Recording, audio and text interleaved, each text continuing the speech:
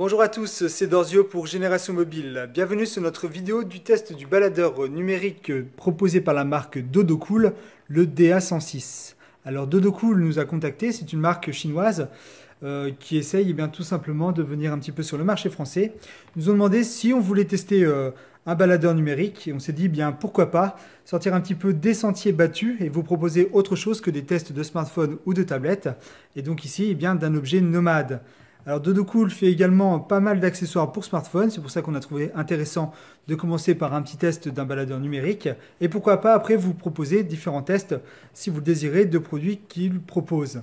Bien évidemment, on essaiera avec la marque Dodocool d'avoir quelques produits pour vous les faire gagner sur nos réseaux sociaux, mais également sur le www.forum-generationmobile.net. Donc pensez à nous suivre et à vous inscrire si ce n'est déjà fait.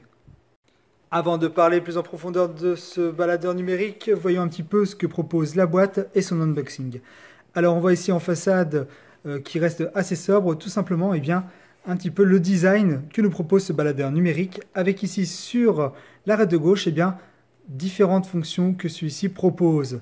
Tout d'abord, il a un processeur dual-core Cortex M3, ce qui devrait être pas trop mal pour de la musique, le support DSD, la possibilité d'étendre la mémoire de 8 Go interne jusqu'à 256 Go via une carte micro SD, ce qui est plutôt pas mal. Il peut offrir une musique allant jusqu'à 30 heures, c'est vraiment bon.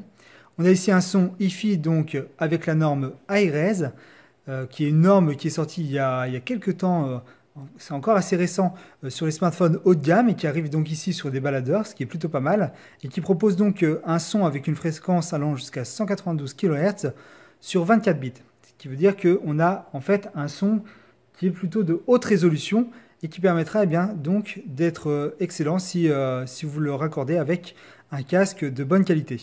Et enfin, on a un petit écran de 2 pouces QVGA, dont on verra tout ça, toutes les caractéristiques, quand on verra le design de cet objet. Alors l'objet est bien emballé, comme vous pouvez le voir.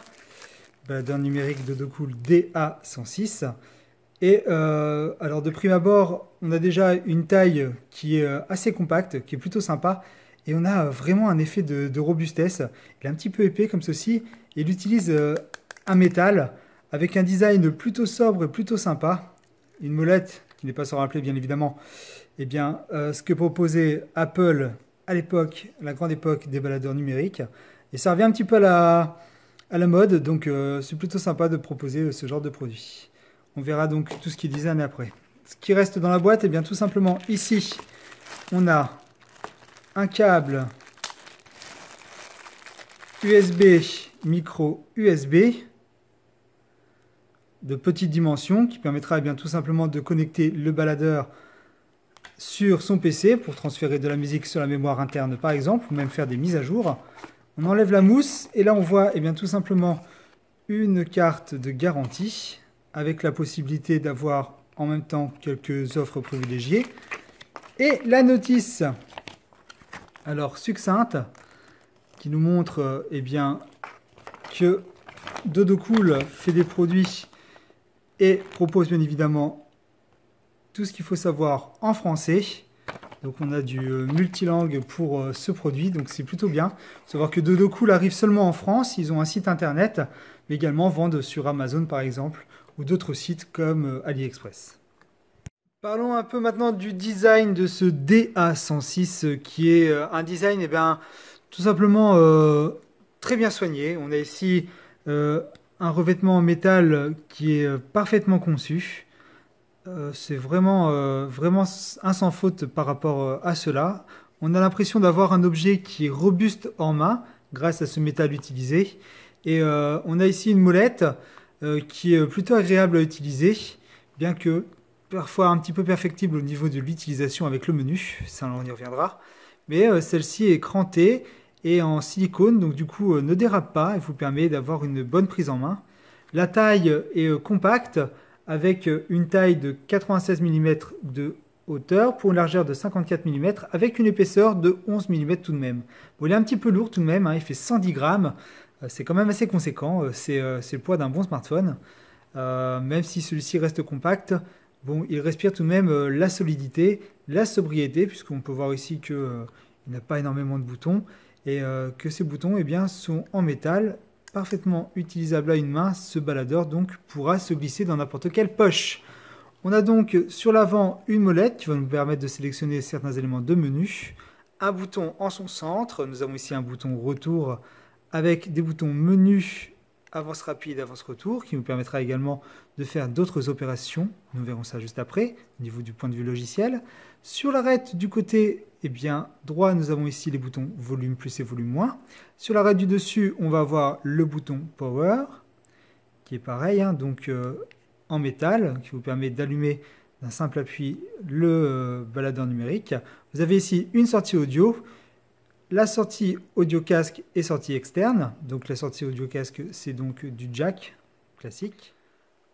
Sur l'arête du bas, nous avons ici l'entrée micro USB pour recharger l'appareil ou tout simplement le connecter à son PC. On a ici un petit point qui est tout simplement le micro, puisqu'il peut faire aussi dictaphone, qui est accompagné ici du bouton reset. Hein. Vous introduisez un cure-dent et vous allez resetter l'appareil au format usine. Attention, vous allez perdre toutes vos données si vous l'utilisez au niveau de ce reset. Mais si des fois l'appareil vient imbriqué, eh bien, vous pouvez toujours faire ça. Et enfin, vous avez ici donc un slot pour carte micro SD pouvant étendre la mémoire de l'appareil jusqu'à 256 Go-octets. Donc c'est vraiment énorme par rapport à cette mémoire, sachant que vous avez déjà une mémoire de 8 Go-octets, ce qui est quand même conséquent. Ce qui est intéressant avec ce baladeur numérique, c'est tout d'abord son prix, qui se trouve entre une cinquantaine et une soixantaine d'euros, mais surtout qu'il propose eh bien, une sortie audio avec la certification iRes Audio. Alors c'est un DAC, donc c'est une sorte de processeur si vous voulez, qui va gérer le flux de sortie audio pour permettre eh bien, tout simplement d'avoir un flux audio pouvant aller jusqu'à 192 kHz pour 24 bits. Donc c'est énorme, hein, ça permet d'avoir un son avec une large bande de fréquences qui va vous permettre d'avoir une haute qualité, donc bien supérieure à ce que l'on connaît avec le CD audio par exemple. Donc du point de vue numérique, on aura un son qui va être beaucoup plus riche et qui va eh bien, tout simplement s'orienter vers les audiophiles. Alors aujourd'hui, beaucoup de marques puissantes et très connues sortent des baladeurs numériques pour les audiophiles. On en trouve entre 250 et 400 euros facilement, sans parler de certains qui vont un petit peu plus au-dessus encore. Donc on a ici un espèce d'ovni qui propose un baladeur qui s'oriente pour les audiophiles à 60 euros et qui permet d'avoir donc des supports des formats audio qui sont le DSD64, 128 ou 256, qui sont en mode DFF et DSF, ce qui est plutôt pas mal. On a aussi également les sorties plus connues par le grand public qui sont les FLAC, ALAC ou APE, tous entre 192 kHz 24 bits, mis à part l'APE bien évidemment qui est un petit peu en dessous avec 96 kHz 24 bits. Donc sinon, eh bien celui-ci lit bien évidemment tout ce qui est OGG, Wave, MP3 et d'autres formats audio que l'on peut connaître. Donc c'est assez intéressant de voir que la marque chinoise Dodocool a décidé de surfer sur le phénomène audiophile de grande qualité et propose donc un appareil pour 60 euros. Alors pour 60 euros, je dois dire que quand ce DA106 est sorti, il avait quand même quelques erreurs de jeunesse, notamment dans son interface. Celle-ci avait quelques incohérences et aujourd'hui on a encore quelques incohérences telles que, eh bien, par exemple, la traduction en français. En effet, la traduction en français n'est pas complète et lorsque j'utilise mon baladeur avec la langue française, eh bien, je m'aperçois que j'ai beaucoup d'écritures qui restent en anglais. Alors ne soyez pas trop fâchés avec l'anglais, hein. Je veux dire, c'est très très facile d'appréhender l'interface du Dodocool DA106 puisque eh bien, on a quelque chose qui est assez clair, assez intuitif, tout compte fait. Et donc du coup, si on va fouiller un petit peu dans les menus, les paramètres, on se rend compte en fin de compte qu'on arrive très bien à comprendre où on va aller en utilisant ces paramètres. Mais sinon, eh bien, à tâtons, vous pouvez le faire. De toute façon, il n'y a pas grand risque, hein. Évitez seulement d'aller voir sur Eraz ou des choses comme ça.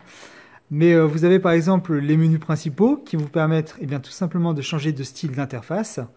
Là, elles sont qu'au nombre de 2, mais peut-être qu'on aura une interface un peu plus fournie plus tard. Vous avez également tout ce qui est Command Setting pour éteindre l'écran. Pour utiliser également la molette pour régler ici eh bien, la luminosité de l'écran.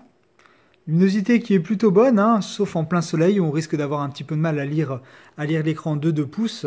Elle a une petite résolution de 320 x 240, ce qui est largement suffisant, bien que ça soit un petit peu écrit petit. Donc l'interface, c'est certes beaucoup plus script que l'on pourrait avoir par rapport à des interfaces de smartphone. C'est peut-être le petit point noir de ce modèle. Nous avons ici la possibilité de régler eh bien, quand est-ce que l'appareil se mettra en mode off, tout simplement. Voilà. Vous avez également eh bien, le volume qui peut être réglé au démarrage de l'appareil, soit le dernier volume que vous avez utilisé avant de l'éteindre, ou alors un volume custom. Donc du coup, si vous prenez un volume custom à 50, celui-ci se mettra à la moitié du volume à chaque fois que vous éteignez et que vous rallumez l'appareil en question. Vous avez également la possibilité de choisir ici eh bien, soit d'invalider tous les boutons lorsque l'écran est éteint. Ainsi, quand vous allez être en musique, enfin quand vous allez écouter de la musique avec l'écran éteint, si vous le glissez dans la poche et que les boutons s'activent, ils ne vont rien activer du tout. Ou alors, vous pouvez eh bien, choisir via ce menu Shortcut Keys toutes les fonctionnalités des boutons lorsque l'écran est éteint. Donc si vous voulez régler le volume avec l'écran éteint, eh bien, vous allez juste faire Effective Volume et choisir que ceci soit actif lorsque l'écran est éteint. Vous avez l'information bien évidemment sur la dernière version en cours et sachez qu'il y a des mises à jour pour cet appareil. Ces mises à jour sont disponibles. Je vais vous montrer tout de suite comment faire pour les faire. Pour faire la mise à jour de ce baladeur Dodocool DA106, rien de plus simple. Rendez-vous sur le www.dodocool.com sur la page du produit en question, donc ici le DA106. En bas de page, vous allez avoir eh bien, tout simplement tout ce qui est spec. Cliquez dessus et vous avez ici tout ce qui est manuel et driver pour l'utiliser correctement, ainsi que eh bien, ici, en fichier zip, le fichier qui vous permettra de le mettre à jour. Une fois téléchargé, vous n'avez plus qu'à ouvrir ce fameux fichier, le dézipper et pour faire la mise à jour, rien de plus simple. Ce fichier-là, vous allez le mettre directement à la racine de votre baladeur. Donc vous connectez votre baladeur à votre PC, puis vous allez tout simplement ouvrir sur la mémoire de votre baladeur, voilà, et insérer le petit fichier qui s'appelle .img directement à la racine de la mémoire de votre baladeur. Une fois que c'est fait, vous n'avez plus qu'à fermer vos fichiers, déconnecter le baladeur, donc éjecter DA106, voilà. Vous pouvez le retirer en toute sécurité. Une fois que vous l'avez déconnecté, eh bien, vous allez pouvoir éteindre celui-ci. Alors, vous l'éteignez sur le haut. Hein. Voilà, ça marque Power Off. Vous le rallumez et il va lancer la procédure de mise à jour. Une fois que la procédure de mise à jour est terminée, bien évidemment, il ne faut pas éteindre votre baladeur numérique lorsqu'il est en train de faire cette mise à jour. Ça dure à peu près une bonne minute. Une fois que le baladeur numérique a été mis à jour, eh bien vous retombez exactement sur le menu à l'ouverture et si on l'éteint et qu'on le rallume, vu que le système est maintenant à jour et que vous avez mis la dernière version, le fichier que vous aviez installé sur la racine de la mémoire ne sera pas relu. Vous pourrez brancher à nouveau votre baladeur, rouvrir la mémoire de votre baladeur pour eh bien, supprimer tout simplement le fichier de mise à jour. Enfin, dans ces réglages, vous avez deux dernières lignes, une qui est réglage de la langue. Alors, si vous l'allumez et qu'il est en anglais, Vous aurez bien évidemment Language qui apparaîtra dans Settings. De toute façon, c'est hyper facile de reconnaître les paramètres par ce logo. Et dès que vous allez dedans, donc vous descendez jusqu'à atteindre Language. Et là, vous sélectionnez donc Français, comme ceci. Et vous aurez malheureusement qu'une traduction partielle de tous les petits menus. Enfin, le dernier menu dans Paramètres s'appelle la mise en place. Alors qu'est-ce que c'est? C'est tout simplement pour remettre en défaut usine l'appareil, c'est-à-dire que vous allez supprimer tous les réglages et pré-réglages que vous avez fait et il va revenir comme si vous veniez de le sortir de la boîte. Vous avez également ici la possibilité de formater la mémoire interne de l'appareil ou alors formater la carte SD, c'est-à-dire supprimer toutes les données de la carte SD. Ici, la deuxième interface que je vous présente vous permet d'évoluer un petit peu plus latéralement, ce qui est plutôt sympa également avec le changement de couleur. Alors, vous pouvez choisir une playlist, par exemple, toutes les musiques, ou par artiste. Si vos fichiers musicaux sont bien ordonnés, vous retrouverez ça très facilement. Et donc ici, un large choix pour pouvoir tout simplement venir choisir un album précis si vous avez une playlist de dingue avec pas mal de morceaux. Sinon, vous avez également donc le lecteur audio. Alors, qui se présente comme ceci. On a ici la trame, avec bien évidemment la lecture et la pause. Vous avez ici toutes les informations, ainsi que la pochette de l'album.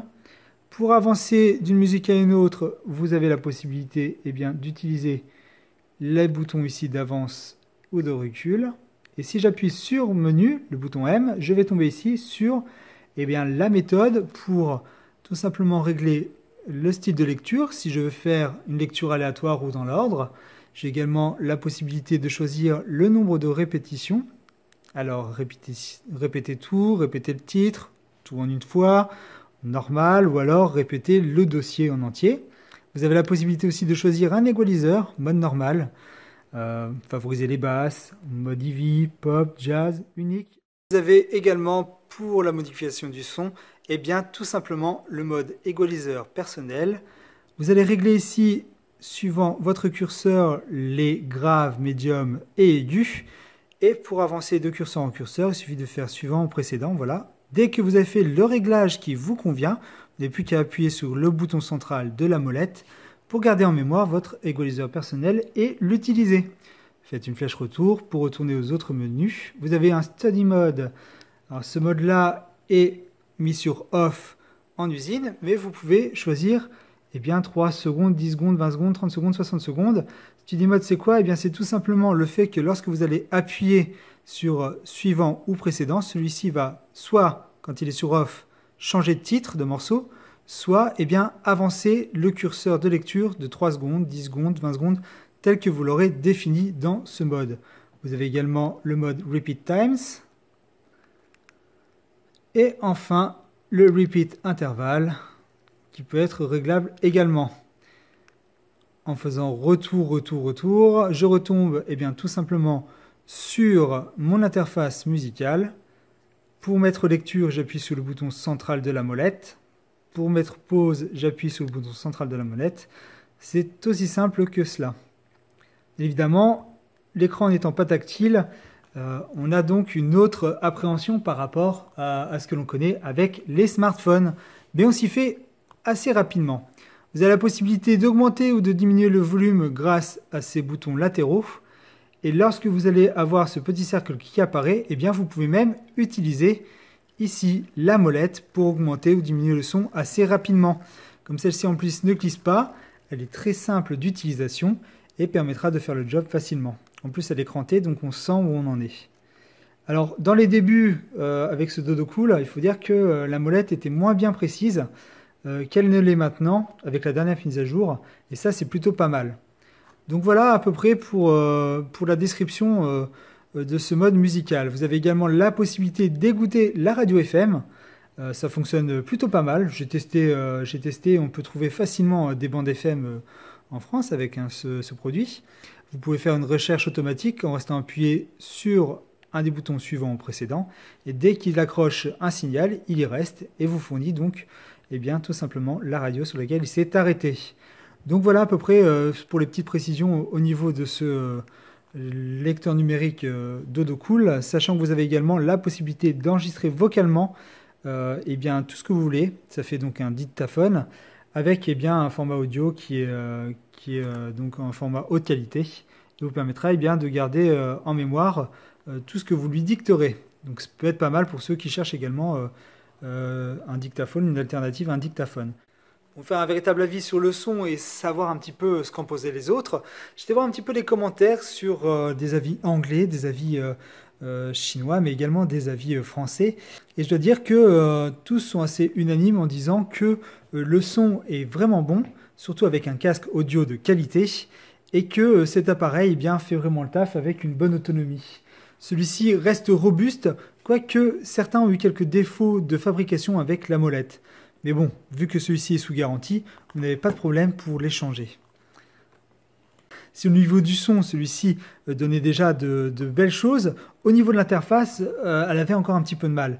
On retrouve ici encore quelques petits défauts qui devraient être modifiés, je pense, dans le temps, avec une prochaine mise à jour. En tout cas, je ferai remonter ceci à la marque Dodocool pour essayer d'avancer du côté français. Donc voilà, si vous avez des questions, des commentaires, je vous invite à les laisser sur les commentaires de cette vidéo ou directement à venir nous en parler sur le forum www.forum-generationmobile.net. Vous avez également la possibilité de venir nous suivre sur les réseaux sociaux, Twitter, Google+, ou encore bien évidemment Facebook.